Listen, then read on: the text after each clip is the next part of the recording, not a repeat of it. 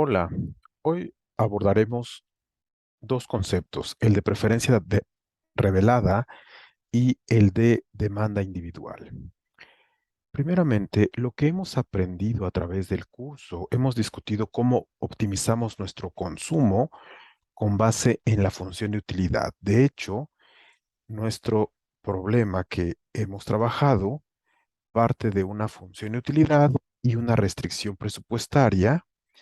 Y para maximizar la función de utilidad sujeto a la restricción presupuestaria, como resultado obtenemos la canasta óptima de consumo.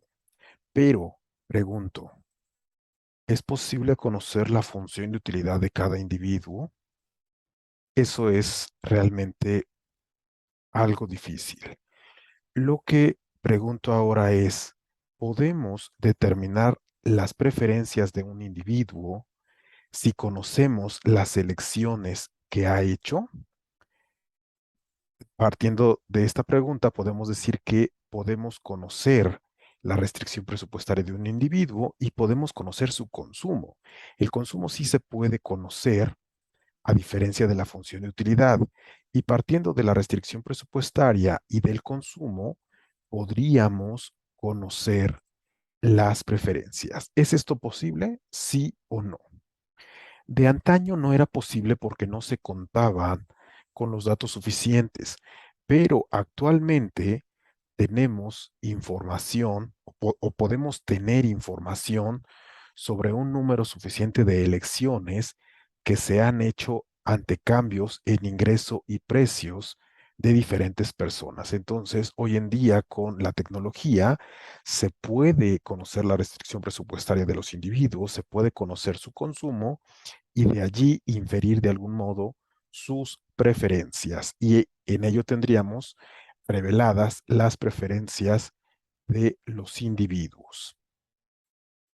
Pero bien, ¿cómo derivamos la curva de demanda de un individuo por algún bien?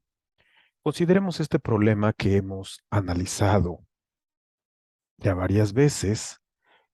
Un individuo quiere maximizar su utilidad, para ello va a elegir la canasta óptima X y Y sujeto a una restricción presupuestaria.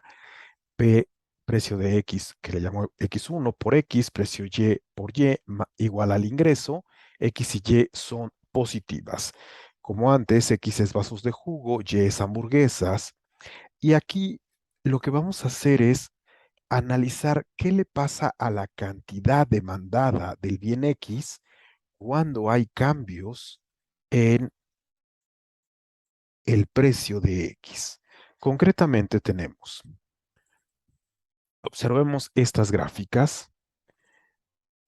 Cuando tenemos la restricción presupuestaria original, estamos en esta línea de color magenta. Esta es la restricción presupuestaria original, con el precio que denomino precio X1.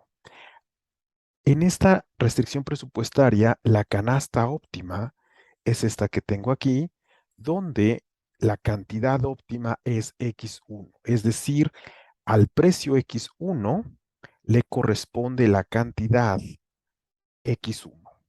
Posteriormente hay una reducción del precio.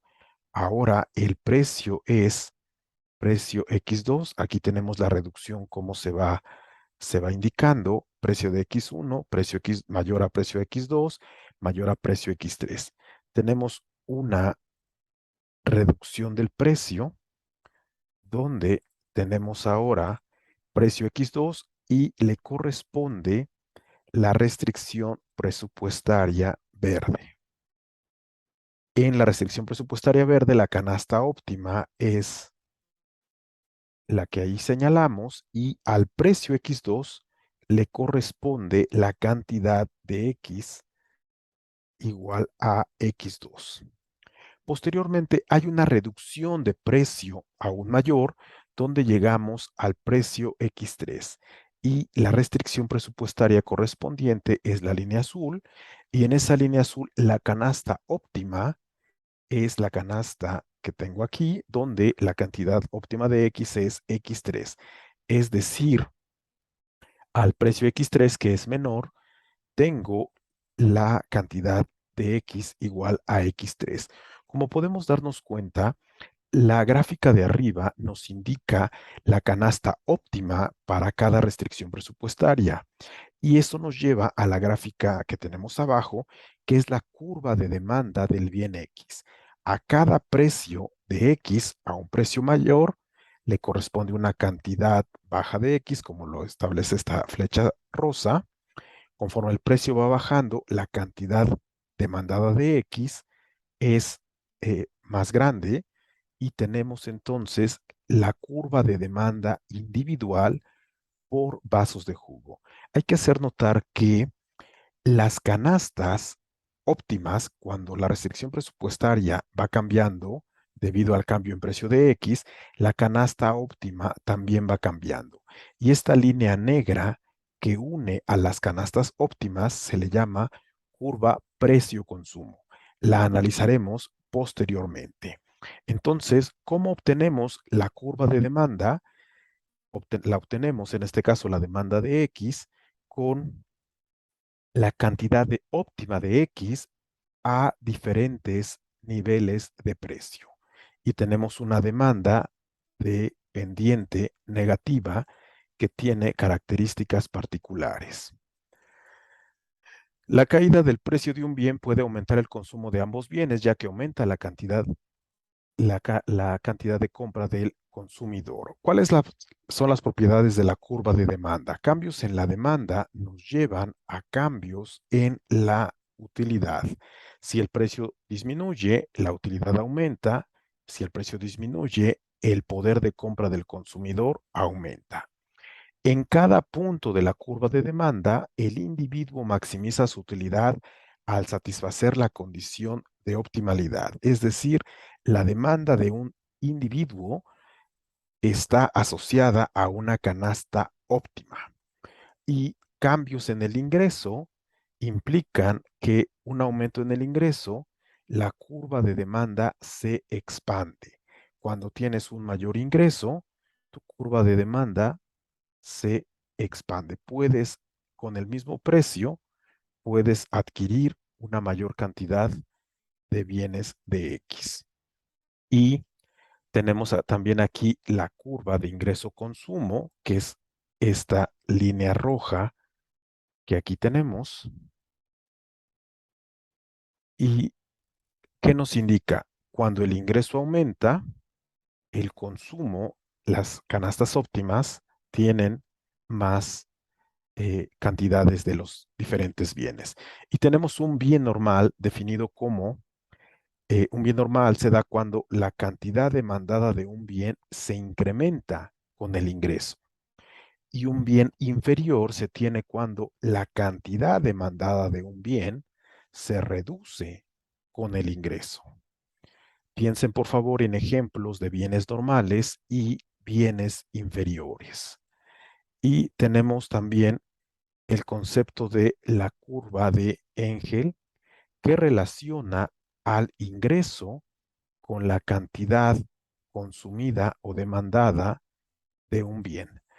Tenemos un bien normal, por ejemplo, cuando si el ingreso aumenta, la cantidad demandada del bien también aumenta. No sé, por ejemplo, podría ser carne. Aumenta tu ingreso, comes un poco más de carne. Pero también hay bienes, la curva de Engel tiene pendiente positiva cuando tenemos bienes normales. Pero cuando tenemos bienes inferiores, la curva de Engel tiene pendiente negativa. De hecho, hay algunos bienes que para cierto nivel de ingreso van a ser normales y para ciertos niveles de ingreso van a ser bienes inferiores. Por ejemplo, se me ocurre cuando el atún es una fuente de proteína, si es la fuente de proteína fundamental para una familia con cierto ingreso, en la medida que el ingreso aumenta, va a consumir mayor cantidad de atún. Pero a cierto nivel de ingreso hacia arriba, ya la persona puede ser que con el nuevo ingreso más alto ya tenga opciones de proteína diferentes al atún. Puede consumir salmón, carne de res, alguna otra, donde lo que va a hacer para mayor ingreso va a disminuir la cantidad que ingiere de atún y va a consumir otras fuentes de proteína. Y en ello tendríamos un bien inferior. Por último, tenemos bienes sustitutos cuando un incremento en el precio de un bien conduce a un incremento en la cantidad demandada de otro bien. Consecuentemente, una caída en el precio de un bien conduce a una caída en la cantidad demandada del otro bien. Estos son bienes sustitutos. Y los bienes que son complementarios o complementos, el incremento en el precio de un bien conduce a la reducción en la cantidad demandada de otro bien. Te pido por favor que pienses en ejemplos de bienes sustitutos y de bienes complementos.